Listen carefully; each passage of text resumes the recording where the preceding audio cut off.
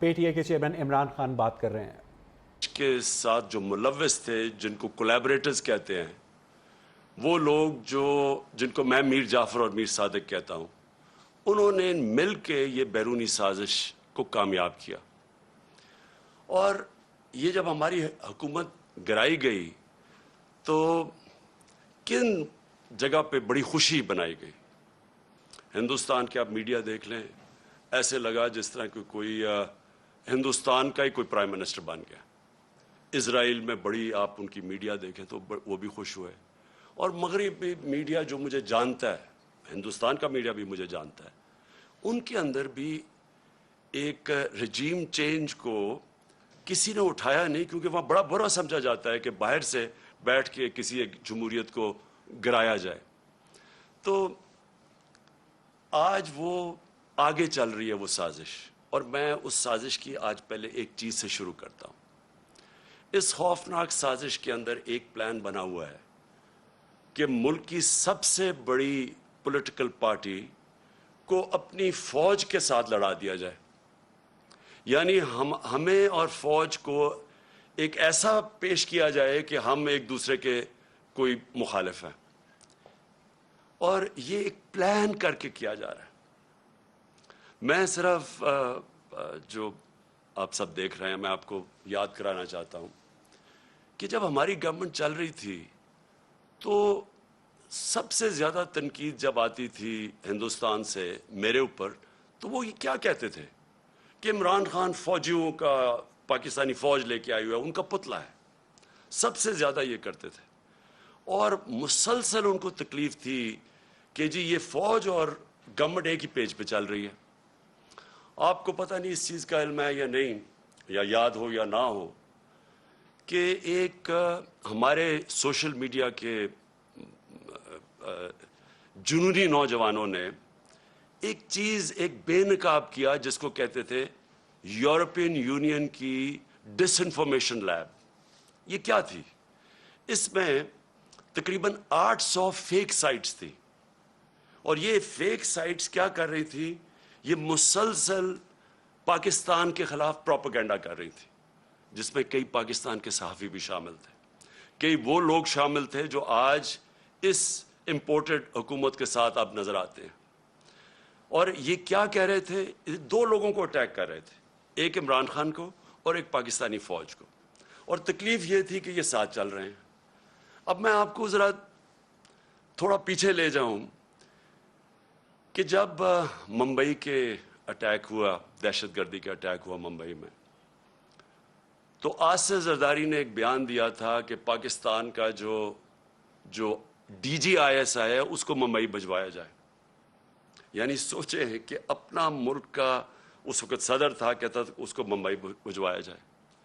اور پھر یہی آصف زرداری حسین حقانی کے ذریعے امریکنوں کو میسج پہنچاتا ہے کہ امریکنوں کو کہہ رہا ہے کہ پاکستان کی فوج سے آصف زرداری کو بچائیں. اور دوسری طرف نواز شریف، یہی جب ممبئی اٹیکس ہوئے تو اس نے نواز شریف سب سے پہلے بولا کہ وہ جو ایک لڑکا وہ کون سے گاؤں میں تھا پاکستان میں جدھر سے اٹیک ہو. اس نے کم باکر کو ایک انٹرویو دیا تھا، اور اس نے اس انٹرویو میں بتا دیا کہ وہ پاکستان سے. یعنی پہلے ہی ایک بہت بڑا ایک پاکستان کے خلاف ایک مہم چلی ہوئی تھی، اور خاص طور پہ آئی ایس آئی اور پاکستانی فوج کو ٹارگٹ کیا جا رہا تھا. تو نواز شریف نے پہلے کہا یہ. پھر ڈان لیکس کیا تھی؟ ڈان لیکس کے اندر نواز شریف، اس کی گورنمنٹ باقاعدہ یہ کہتی ہے کہ جو دہشت گردی ہندوستان کے خلاف ہو رہی ہے اس میں پاکستان کی آئی ایس آئی ملوث ہے، پاکستان کی فوج. اور نریندر مودی بار بار پاکستان کے سپہ سالار جو تب تھے جنرل رحیل، بار بار یہ کہتے تھے کہ وہ دہشت گرد ہے، دہشت گردوں کا سردار ہے. اور نواز شریف اس کو شادی پہ بلا رہا تھا، اسی نریندر مودی کو. اسی نریندر مودی کو جب کھاٹمانڈو کے اندر سارک کانفرنس ہوتی ہے تو برکا دت جو ان کی لیڈنگ جرنلسٹ ہیں، وہ اپنی کتاب میں لکھتی ہے کہ چھپ کے سائٹ پہ نواز شریف نریندر مودی سے میٹنگ کر رہا تھا اور اس کو یہ کہہ رہا تھا کہ میں اپنی فوج سے مجھے بچائیں، یعنی اپنی فوج سے ڈر کے. اب یہ وہ لوگ ہیں جو آج ہمیں کہہ رہے ہیں کہ ہم جناب غدار ہیں. ان لوگوں کے پیسے باہر پڑے ہیں, ان کی اربوں ڈالر باہر پڑے ہوئے ہیں, ان کی کرپشن جو یہاں سے پیسہ چوری کر کے لے کے گئے اس کے اوپر داستانیں لکھی ہوئی ہیں, بیرون ملک کتابوں میں مینشن ہے, بی بی سی کی ڈاکیومنٹری میں ان کی چوری کا مینشن ہے کہ یہاں سے چوری کر کے پیسہ باہر لے کے گئے. یہاں ان کے اوپر پتہ نہیں کتنے کرپشن کیسز ہیں. تو آج یہ بتایا جا رہا ہے کہ ہم اپنی فوج کے خلاف ہیں اور یہ اب محب وطن وہ پاکستانی بن گئے ہیں جو کہ آ کے ہمیں غدار کہہ رہے ہیں. دیکھیں, یہ سازش اتنی خطرناک ہے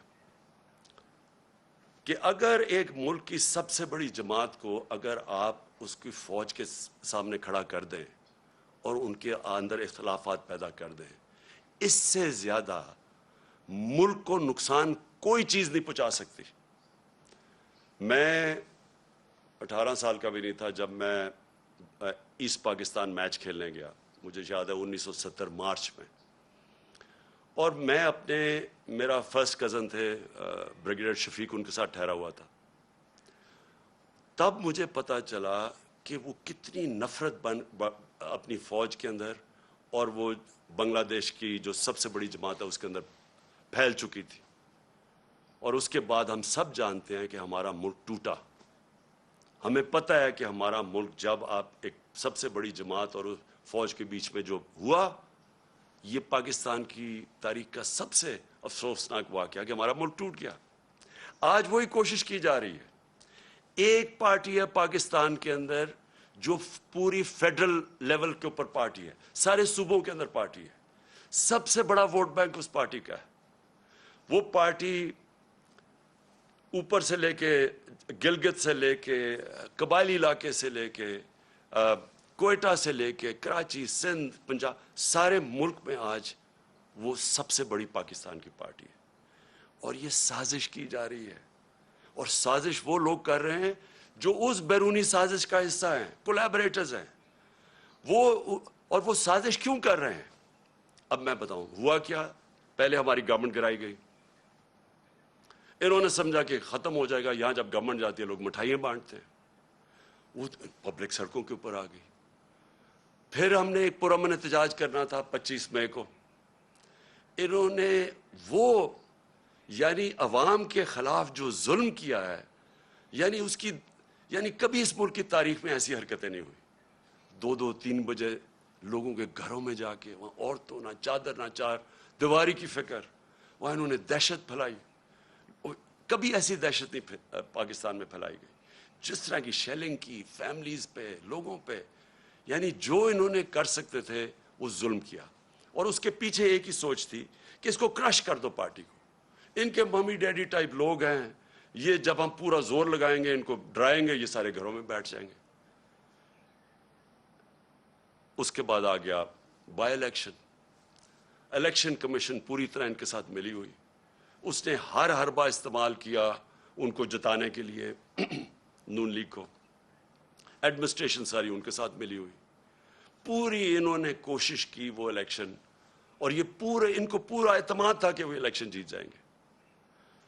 اس طرح کی پبلک نکلی کہ پاکستان کی تاریخ میں کبھی بائی الیکشن کیا, جنرل الیکشن میں اس طرح پبلک نہیں نکلی.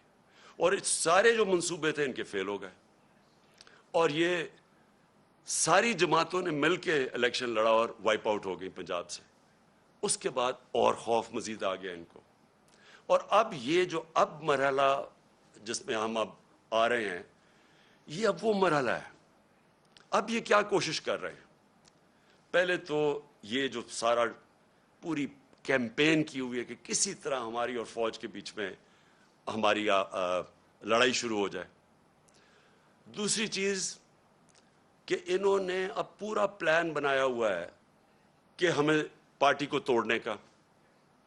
پلان کا سب سے پہلی چیز آپ کے سامنے آ گیا, الیکشن کمیشن نے جو یہ فورن فنڈ 40,000 ڈونرز کے نام دیے ہوئے 2012 میں. 40,000 لوگ, وہ لوگ خود کال کر کے کہتے ہیں کہ ہاں ہم ڈونر ہیں. ان میں سے کئی لوگوں کو انہوں نے بتا دیا کہ جی کوئی فورن نیشنل وغیرہ جو ان کو کئی پاکستانیوں کو بنا دیا کہ جی یہ تو غیر ملکی ہیں. وہ پارٹی جس نے فنڈ ریزنگ کی، جس کی ساری آڈٹ رپورٹس ہیں، جس کی ایک ایک چیز ہمارے سامنے ہم نے ان کو الیکشن کمیشن کو دی ہے، اس پارٹی کے اوپر سارا نزلہ گر رہا ہے. اور میں بار بار کہتا جا رہا ہوں کہ ہم 4-5 سال سے کہہ رہے ہیں، بلکہ عدالت بھی کہے ان کو بیٹھی ہے کہ ان پارٹیز کی اکٹھی اگر آپ نے آڈٹ کرنا ہے فنڈ ریزنگ تو اکٹھی کریں. میں صرف اس لیے کہہ رہا تھا، میں کیوں چاہتا ہوں کہ اکٹھی ہو، کیونکہ مجھے پتا ہے ہم نے کیسا پیسہ اکٹھا کیا ہے. مجھے پتا ہے کہ ہم نے ایک کیونکہ لوگوں نے ہمیں پیسے دیے ہوئے تھے، ہم نے اپنی ساری آڈٹ رپورٹس، پوری ہماری بکس تیار ہیں. مجھے اتنا بھی پتا ہے کہ ان دو پارٹیز کے پاس کچھ بھی نہیں ہے، نہ ان کے پاس کسی نے ان کو پیسے دیے آج تک، نہ کوئی پیسے دے گا ان کو، نہ ان کے پاس کوئی آڈٹ رپورٹس ہیں، نہ ان کے پاس کوئی بکس ہیں، نہ ان کے پاس کوئی ڈونر بیس ہے.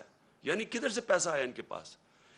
یہی الیکشن کمیشن عدالت کے آرڈر کے باوجود انہوں نے صرف تحریک انصاف کو کٹہرے میں کھڑا کیا ہوا اور اتنی جھوٹی رپورٹ بنائی ہے، ایسی ایسی چیزیں اس رپورٹ میں لکھی ہیں جو جس دن میں چیلنج کرتا ہوں، جس دن اس کے اوپر صحیح معنی میں عدالت کے اندر یہ تفتیش ہوگی، میں یہ چیلنج کرتا ہوں کہ پاکستان میں یہ ثابت ہوگا کہ ایک پارٹی نے اس ملک کے اندر صحیح معنی میں پیسے اکٹھے کیے ہیں جو پولیٹیکل فنڈ ریزنگ ہوتی ہے. اور الیکشن کمیشن ان کے ساتھ مل کے کیا کوشش کر رہی ہے، وہ اس پارٹی کو جس نے سارے ایک ریکارڈز کر کے اور ساری پولیٹیکل فنڈ ریزنگ جو ہوتی ہے ساری دنیا میں وہ کی ہے، اس کو کوشش کر رہے ہیں بین کرنے کی. اس سازش کا حصہ، یہ وہی سازش کا حصہ ہے کہ کسی طرح، کیونکہ اب ان کو یہ آپ ہرا نہیں سکتے، الیکشن آئیں گے تو یہ جیت جائے گی، تو اس کو آپ ٹیکنیکلی ناک آؤٹ کرو. تو ایک وہ انہوں نے عارف نقوی کا نام لے لیا.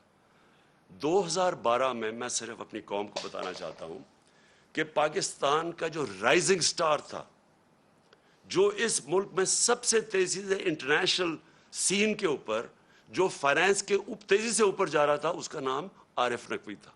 اس نے کراچی الیکٹرک، ہم نے نہیں اس کو کراچی الیکٹرک کی پرائیویٹائزیشن کی، وہ ان دو پارٹیز کے دور میں وہ اس کو کراچی الیکٹرک کی اس کو دی گئی تھی پرائیویٹائزیشن میں. اور اس کی بل گیٹس اس کو پیسے اس کو انویسٹ کر رہا ہے اس کے فنڈ کے اندر، وہ پرنس چارلز کی چیریٹی کو پیسے دے رہا ہے. اور یہ الیکشن کمیشن کہہ رہی ہے ہم 2012 کی بات کر، کہتی تھی 2018 میں وہ فراڈ اس کے اوپر چارجز لگے. یعنی اس لیول پہ انہوں نے جا کے کوشش کی ہے کہ کسی طرح ہمیں ڈسکریڈٹ کرے، اور میرا نام لے دیا کہ جی اس نے سرٹیفکیٹ دیا ہوا ہے اور وہ اس نے کنسیل کیا اکاؤنٹس. میں آج آپ کو پھر سے کہہ دوں کہ سرٹیفکیٹ دینا ہمیشہ، جب آپ سرٹیفائی کرتے ہیں، وہ ایک پروسیس سے آپ کے پاس پہنچتی ہے. میں بکس نہیں پڑھ کے سرٹیفائی کرتا، وہ پہلے شروع ہوتا ہے نیچے سے، ہماری فائنانس ڈپارٹمنٹ کرتی ہے، وہ پھر بیٹھتی ہے آڈیٹرز کے ساتھ، ان کے ساتھ کتابیں ریکنسائل کرتی ہے، وہ پھر جاتی ہے پارٹی کی مینجمنٹ کمیٹی میں، وہ مینجمنٹ کمیٹی جب کلیئر کرتی ہے تو میرے پاس آتی ہے، تو میں دستخط ان کے کہنے پہ کہتا ہوں to the best of my ability. میں سرٹیفائی، میں نے وہ کتابیں نہیں دیکھی ہوتی، جبکہ میں اپنے جو اثاثے ڈکلیئر کرتا ہوں تو وہ میں ایفیڈیوٹ دیتا ہوں کیونکہ میں دیکھ کے کرتا ہوں. تو اس کے اوپر یہ کوشش کر رہے ہیں ڈسکوالیفائی کرنے کی. ایک یہ ان کا طریقہ ہے. دوسرا یہ توشہ خانہ کیس ہے. میں پھر اپنی قوم کے سامنے ایک اور چیز کہتا ہوں، ساروں کا جو اس ملک کے پرائم منسٹرز اور پریزیڈنٹ بنے ہیں، جو اس ملک کے اندر بڑے بڑے عہدوں پہ رہے ہیں، سب کو تحفے ملتے ہیں، آرمی چیف کو ملتے ہیں، سب کو ملتے ہیں. ساروں کو انویسٹیگیٹ کریں کہ کیا لیگلی جو بھی انہوں نے کام کیا ہے قانون کے دائرے میں کیا ہے یا کوئی چیز غیر قانونی کی ہے. میں آج پھر آپ کو کہتا ہوں، جس دن یہ ہوگا، ساری چیزیں میں نے قانون کے بیچ میں کی ہیں، اور مجھے پتا ہے کہ کن کو انہوں نے قانون کے دائرے میں نہیں رہ کے کی. آصف زرداری نے 3 گاڑیاں لی ہیں وہاں سے توشہ خانہ سے، جو کہ آپ نہیں لے سکتے. مجھے بھی ایک گاڑی ملی تھی، آپ گاڑی توشہ خانہ سے نہیں نکال سکتے. آصف زرداری نے 3 مہنگی گاڑیاں اور نواز شریف نے 1 لی ہے، اور یہ بالکل غیر قانونی ہے. تو میں یہ چاہتا ہوں کہ اس کے اوپر بھی آئے. یہ 2 چیزیں ہیں کوشش کر رہے ہیں مجھے ڈسکوالیفائی کرنے کی، اور ایک تیسری بھی چیز کر رہے ہیں، اور جس کی اب آپ کے سامنے یہ آنے والا ہے، اب یہ فیز آنے والا ہے. اب ان کی کوشش یہ ہے کہ کسی طرح عمران خان کی کردار کشی کی جائے، کیونکہ ایک طریقہ پارٹی کو ختم کرنے کا یا پارٹی کو ڈسکوالیفائی کرو وہ مشکل ہے، دوسرا ہے کہ عمران خان کے اوپر کردار کشی کرو اور کسی نہ کسی طرح پھنساؤ کسی کیس میں. اور کردار کشی کے لیے ان کو پتہ ہے کہ کون سے میڈیا ہاؤسز ان کے ساتھ پوری طرح تعاون کریں گے، اور جن کو ان کو شک تھا، یہ جو ARY کے اوپر انہوں نے ایکشن لیا ہے، مجھے یہ اسی پلان کا حصہ ہے کہ کوئی چینل جو میرا موقف رکھے گی اس کو بند کر دو، یوٹیوبرز جو میرا موقف رکھیں گے ان کے منہ بند کر دو، خوف اتنا پھیلا دو کہ کوئی میرا موقف ہی نہ رکھے، اور وہ جو چینلز ہیں جو کہ جن کے اوپر ہمیں پتہ ہے کہ پیسہ چلتا ہے، اور ان کو پوری طرح میری کردار کشی پہ استعمال کیا جائے.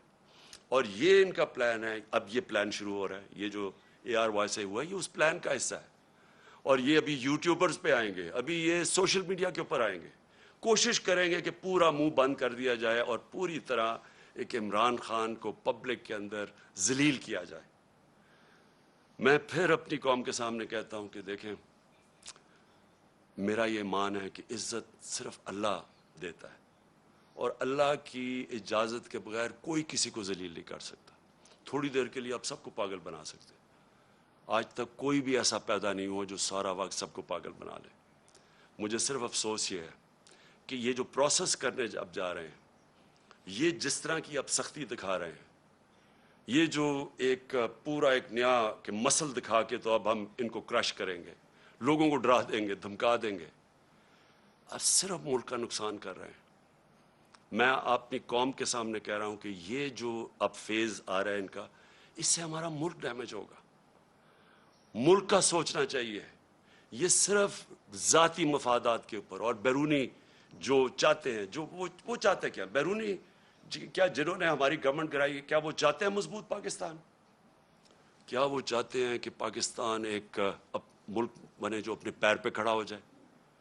کیا وہ نہیں چاہتے کہ پاکستان لائف سپورٹ مشین پہ رہے، تھوڑے تھوڑے پیسے دیتے رہو ان کو، ان کی؟ اور یہ مجھے نہیں پتا کہ پاکستان کی ایئر سپیس استعمال ہوئی ہے یا نہیں، لیکن بیرونی اخبار، ویسٹرن اخبار آپ پڑھیں تو وہ سارے کہہ رہے ہیں کہ کوئی ڈیل ہوئی ہے پاکستان کے اوپر سے، وہ ڈرون جا کے اس نے افغانستان میں یہ ڈرون اٹیک کیا ہے. اگر ہم یہ کر رہے ہیں کہ جی تھوڑے سے پیسے مل جائیں گے اسے، میں پھر اپنی قوم کو کہنا چاہتا ہوں، دیکھیں ہم نے 80 کی دہائی میں پوری مدد کی، ٹھیک ہے اس وقت مجاہد تھے ہم، ہمارے ہمسائے ملک پہ کسی کا دوسرے ملک کا قبضہ تھا، لیکن ہم استعمال ہوئے. جیسے ہی وہ وہاں سے قبضہ ہٹا تو ہمارے اوپر سینکشنز لگ گئی تھیں. یہاں 50 لاکھ ریفیوجیز تھے پاکستان میں، یہاں کلیشنکوف اور ڈرگز آ گئی تھیں، یہاں سیکٹیرین گروپس، ملیٹنٹ گروپس آپس میں لڑنا شروع ہو گئے تھے. اس سے پہلے اور پاکستان تھا، افغان جہاد کے بعد پاکستان بدل چکا تھا. پھر ہم نے ان کی مدد کی، اور سب کو پتہ ہے کہ جب وار آن ٹیرر میں دھمکی ملی اور ہم نے ان کی مدد کی، کیا ملا پاکستان کو؟ اس سے $20 ارب ملا. تو جو نقصان پاکستان کا ہوا، جو 80,000 لوگ ہمارے قربان کیے گئے، جو ہمارے فوجیوں نے شہادتیں دیں، تو کس لیے ہم نے کیا؟ ہمیں تب بھی یہی استعمال کیا گیا، دھمکی ملی، ہمارے گھٹنے گوڈوں میں جان ہی نہیں تھی کہ کھڑے ہو کے ہم ایک خوددار قوم کی طرح ان کا فیس کرتے. ہم پھر جھک گئے، اور بڑی بھاری قیمت قوم نے ادا کی اس کی. چھوٹی سے ایلیٹ ہے جن کو وہ جو پیسہ آتا ہے وہ باہر بھجوا دیتے تھے، ان کے بینک اکاؤنٹس بڑھتے رہے، لیکن قوم کو تو نقصان ہوا. ابھی بھی مجھے خطرہ ہے کہ اگر ہم یہ تھوڑے سے ڈالرز کے لیے اس ایجنڈے کا حصہ بھی بن جائے، اور وہ اس ایجنڈے سے ہم پھر کسی کانفلکٹ میں پھنس جائیں، کسی قسم کے انتشار میں پھنس جائے ہمارا ملک، تو آخر میں ہمیں ماضی سے پتہ ہے کہ فائدہ تھوڑا ہوتا ہے، نقصان بہت زیادہ ہوتا ہے. اور ابھی بھی میں یہ آج ضرور کہنا چاہتا ہوں کہ یہ جو ہم دیکھ رہے ہیں TTP کی ایکٹیویٹیز پختونخوا میں، اور ہم دیکھ رہے ہیں انہوں نے ٹارگٹ کر رہے ہیں، میرے کئی تحریک انصاف کے وزیر اور میرے MPs مجھے بتا رہے ہیں کہ ان کو دھمکیاں آ رہی ہیں اب TTP کی طرف سے. میں اس کے اوپر بھی مجھے حیرت ہے کہ ان دنوں میں تو جب TTP ایکٹیو تھی تو وہ تو یہ کہتی تھی کہ جو امریکہ کے کولیبریٹرز ہیں ہم ان کے خلاف ہیں، اس لیے ہم اٹیک کر رہے ہیں. تو یہاں تو وہ گورنمنٹ ہے جو ایک آزاد پاکستان چاہتی ہے. تو اس کو کیوں ٹارگٹ کیا جا رہا ہے؟ مجھے اس میں بھی ایک سازش نظر آ رہی ہے. میں سمجھتا ہوں یہ بھی ایک سازش کے تحت گیم چل رہی ہے ہماری پارٹی کو کمزور کرنے کے لیے. اور وہ جو ایک بیرونی سازش وہ چاہتے ہیں کہ کمزور ہماری پارٹی جتنی کمزور ہو اس کے بعد ان کے لیے آسان ہوگا ملک کو کنٹرول کرنا. تو میں اور پھر آتا ہوں شہباز گل کے اوپر. دیکھیں شہباز گل نے جو کہا اور اگر وہ قانون کے خلاف تھا تو بڑا آسان ہے. اس کا ہمارا آئین ملک کا ہمارا قانون ایک پروسیجر بتاتا ہے کہ اس کے اوپر چارج لگائیں, اس کو موقع ملے عدالت میں جا کے اپنی صفائی پیش کرنے کا. اور کیا اس نے کس کانٹیکس میں کہا, کیا کہا, اس ہر انسان کو ہر دنیا کی قانون کا نظام اس کو موقع دیتا ہے اپنی صفائی پیش کرنے. لیکن جو یہ ہوا اس کی گاڑی کو شیشے توڑ دیے, اس کو جس طرح اٹھایا, اس کے ڈرائیور کو مارا گیا, پتہ ہی نہیں کدھر غائب ہو گیا وہ, ہم ڈھونڈتے پھر رہے ہیں, پتہ چلوا رہے ہیں کہ جی وہ کدھر جی گیا. یہ کون سے قانون اور آئین کے مطابق ہوا؟ اور میں اپنی پارٹی کی طرف سے واضح کر دوں, ہمارا کیونکہ پھر سے جینا مرنا اس ملک میں ہے. میرے کوئی بیرونی ملک کے ساتھ سے نہیں پڑے کہ میں جب مشکل پڑے تو باہر بھاگ جاؤں.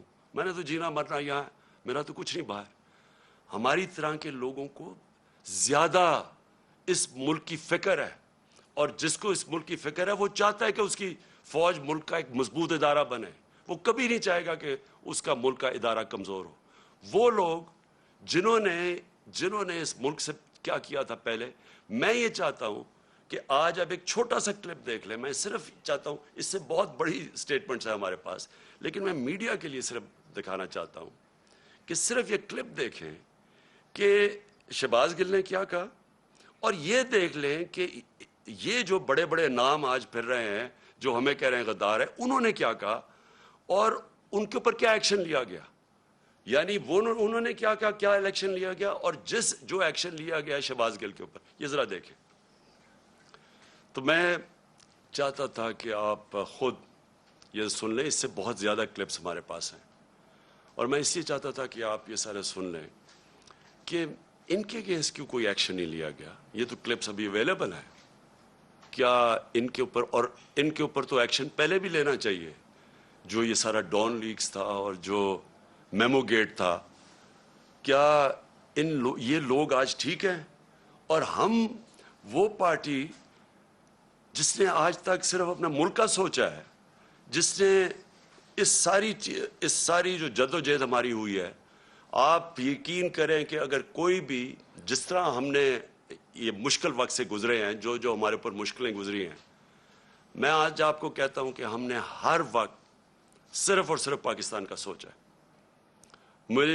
ہمارے پاس اس وقت اسٹریٹ پاور ہے, ہم سارے پاکستان کو بند کر سکتے ہیں. ہمیں صرف کہ ملک کے معاشی حالات آج ایسے ہیں کہ ہمیں اپنے ملک کی فکر کرنی چاہیے, اور اس لیے ہر چیز, مظاہرے بھی کرتے ہیں تو پرامن. صرف 25 مئی کو ہمارا پرامن مظاہرہ تھا جب انہوں نے ہمارے پر انتہا کا ظلم کیا. آج تک کوئی ایک بتایا کہ ہم نے اپنے ملک میں کوئی توڑ پھوڑ کی, ہم نے اپنے ملک کو نقصان پہنچانے کی کوشش کی.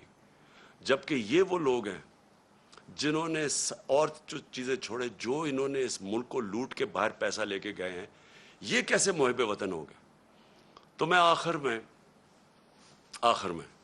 میں صرف یہ چاہتا ہوں